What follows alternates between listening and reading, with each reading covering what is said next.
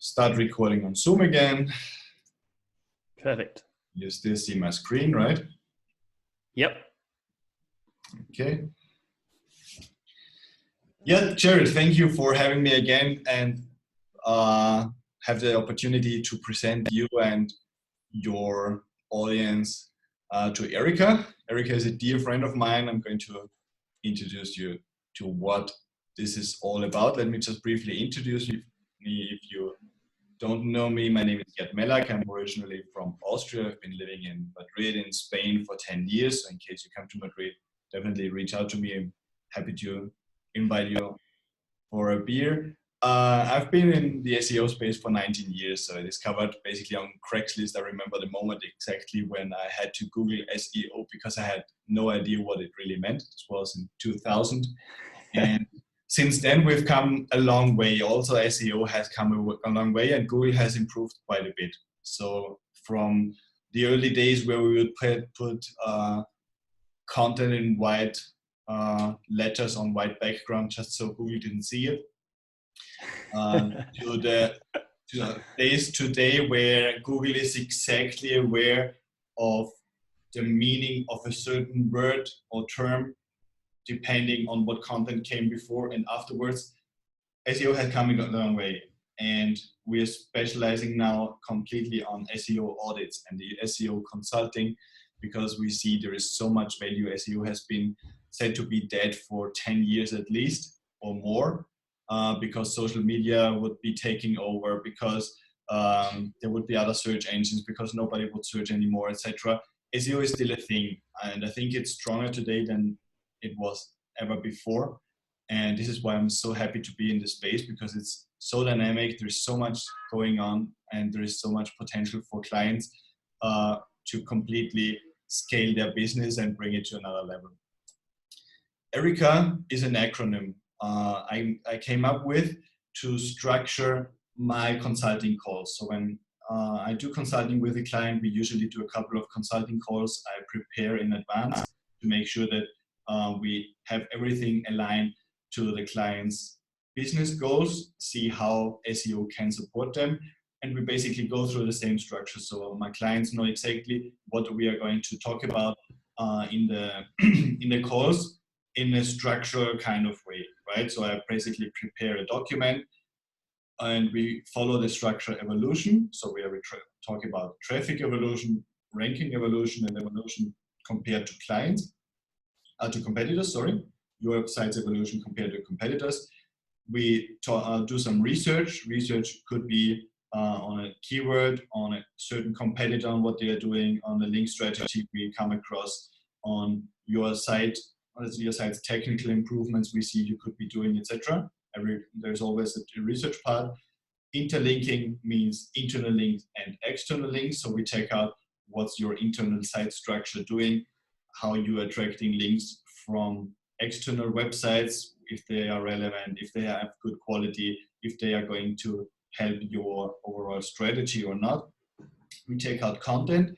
So we basically perform what's called a content gap analysis, where we see where your competitors are getting traffic and you maybe aren't leveraging these topics yet, or you could improve your content quite a bit to also get traffic out of it. And we always end a consulting call with action steps. Action steps for both, for them, and very often also for me, where we just come up in our discussion with something where I say, yeah, look, give me a couple of days, I'm going to come back to you and drop you a line on this or whatever, which is something we might not be able to do during the call directly. So Erika is the acronym for this. And I think it's just so important to see that SEO is an ongoing thing, right? If you purchase a website, you can't get your SEO done and forget about it, right? Why? Because your competitors aren't sleeping. Google isn't sleeping. Everybody is evolving. Everybody is trying to get more, get better, get higher, get more quality. So SEO is going to be something you need to take into account on an ongoing basis. So what my idea or my approach to SEO is that you need someone from externally of your business, not within your business, because I've seen this time and again that the SEO of the business is working on everything else as well. So they might take a look at Google Ads, they might be involved in Facebook ads, they might create some images for someone if there is a lot of stuff going on. Or we had this here right now, we had a tax audit and everybody had to leave what they were doing and focus on the tax audit.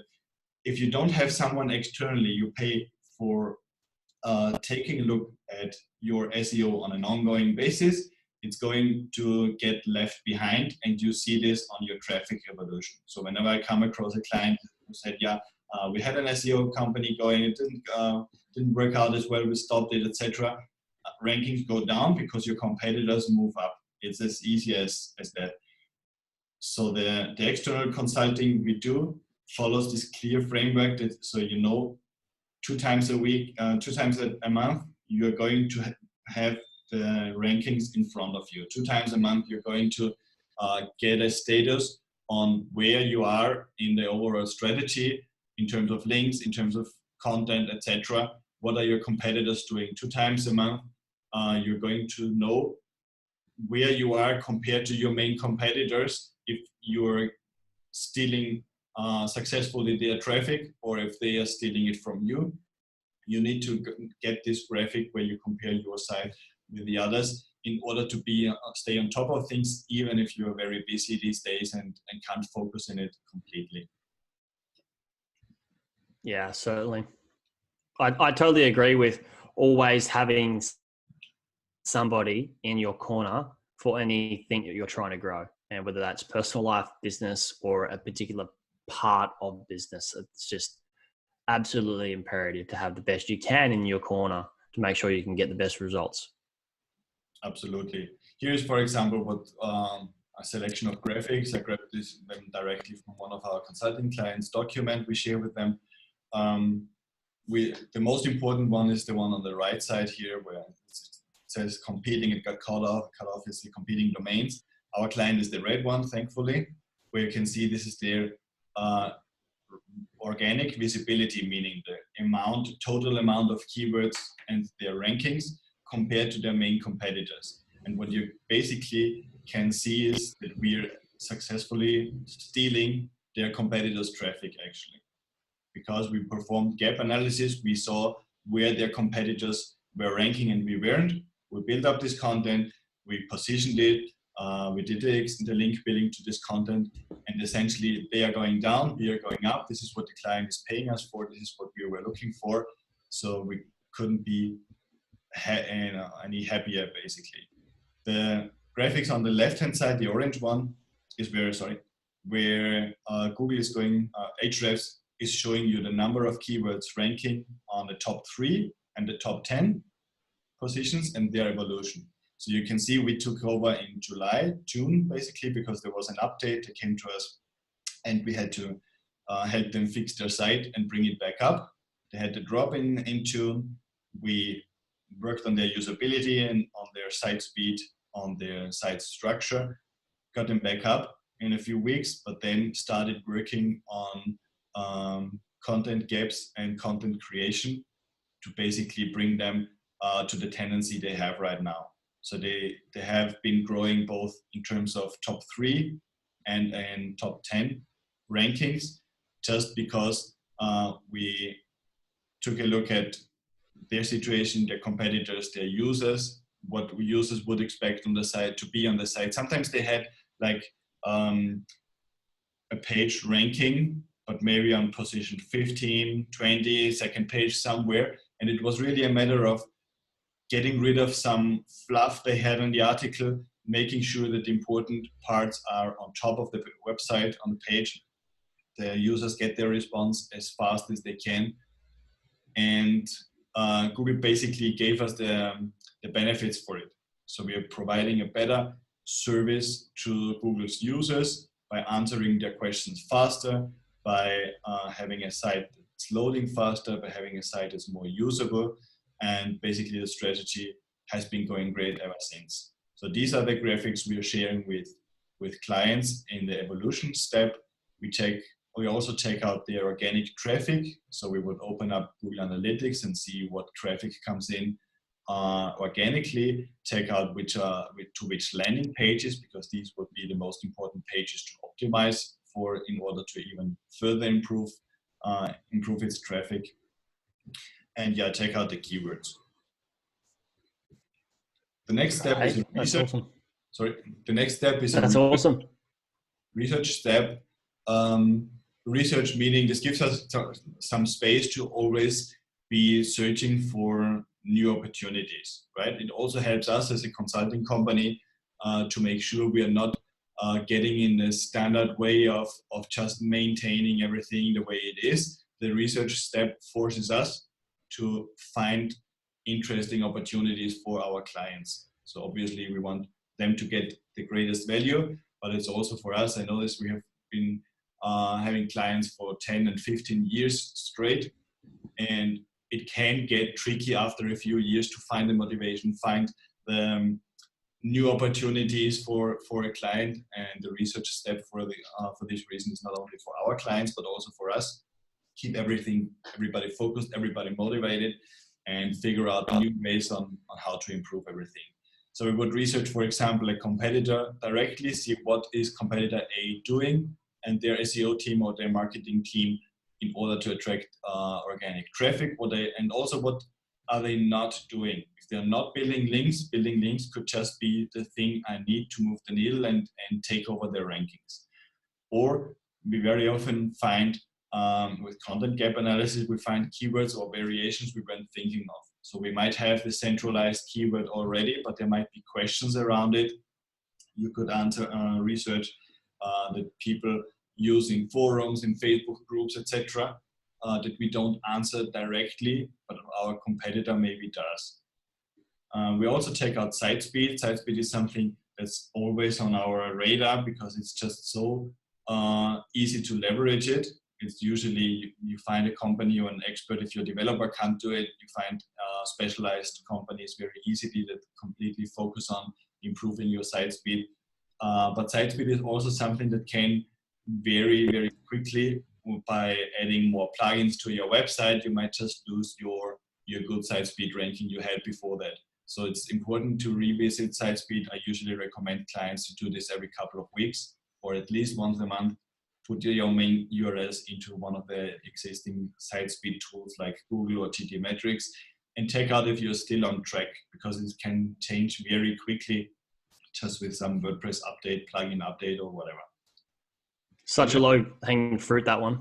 Absolutely. Site speed is probably the single most important element right now. If you have a website ranking on page 2, page 3, you can work on to jump up a few rankings, right? And it's really something very often, it's not you as the site owner who's doing this, it's a specialized company or a web developer who can work on this. And this is something you do once and then you make sure it doesn't get worse again, right? It's not like SEO, you need to work on SEO on an ongoing basis, but site speed, unless you install new things on your site, is basically your site is optimized. You can always find a faster host or use what's called a CDN, where you distribute your content across the world so people from wherever they are can get it as fast as possible. You can always work at this as well, but very often site speed is maybe you do it once a year. Once a year, if it's necessary, you have someone revisit your situation and optimize it, and it's definitely a low-hanging fruit. Yeah.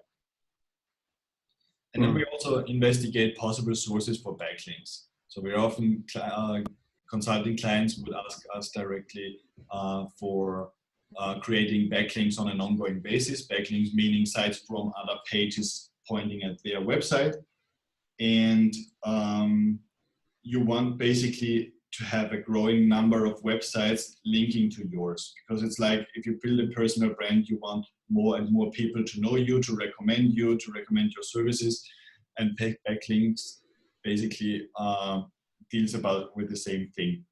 So you want to see what could be possible sources. How do you find out about those sources?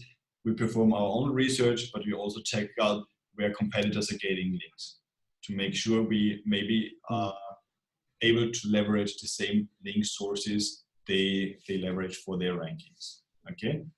Yeah.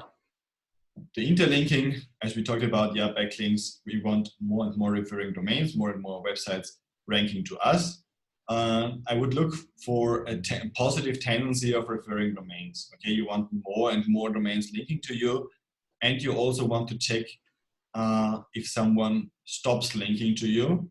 So maybe the traffic of a website you're about to buy only depends on 3 or 4 key websites linking to them. So they might have gotten a mentioning on some important media or press website or an important magazine, or have been mentioned by an important authority, and this authority suddenly decides to migrate their blog to another platform and doesn't copy over this content where you got the link from. So when you purchase a website, you want to know how strong their foundation is. If their foundation maybe depends on a single article and 4 backlinks, if you still purchase it, you want to care about those backlinks and revisit them every day to make sure they're still in place. If they get taken down, reach out to the owner and ask them if they can put it back, because rankings drop very fast if you lose an authority backlink. Because in Google's eyes, if someone used to recommend you but suddenly doesn't, it could mean something about your domain not being as relevant anymore, not being as updated anymore, not being as important or as fast, or some spamming issue or whatever. So in Google's eyes, an important website removing your links can drop you quickly a couple of pages. And then definitely check out for negative SEO attacks. Negative SEO attacks are unfortunately very common in competitive spaces, where competitors would find places to link, very bad reputation places linking to your site in order to bring your rankings down. So their objective is not to bring theirs up. Their goal is to bring your rankings down by basically confusing Google.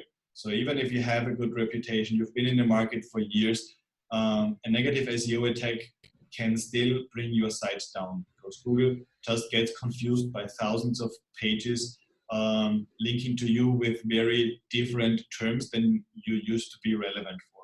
So we just had an example where in the past negative attacks would be links with Viagra, porn, whatever, anchor texts pointing to the website, and Google got smarter, right? Google already knows that this is a thing, even though they officially deny it. They know this is a thing. They're very good at ignoring a ton of negative link types, okay?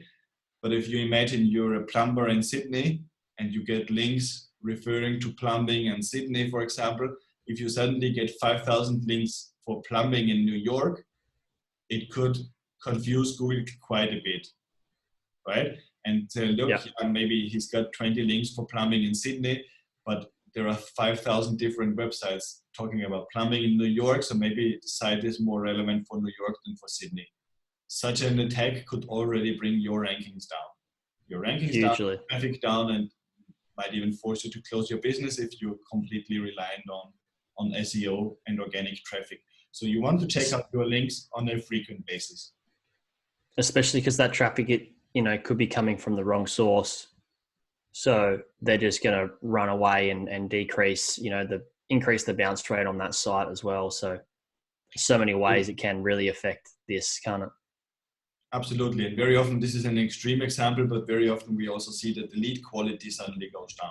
So you might still get your leads, but you get them from other sources, as you say, other places where they aren't as relevant or as warm anymore as they used to be with the keywords you used to rank for. So you don't see this only by checking out if you still get the same amount of leads or an increasing amount of leads. You might even get more leads after negative SEO attacks, but maybe less conversions. Yeah. Interlinking for us also means, to a great extent, internal links. Internal links meaning pages on your site linking to other pages.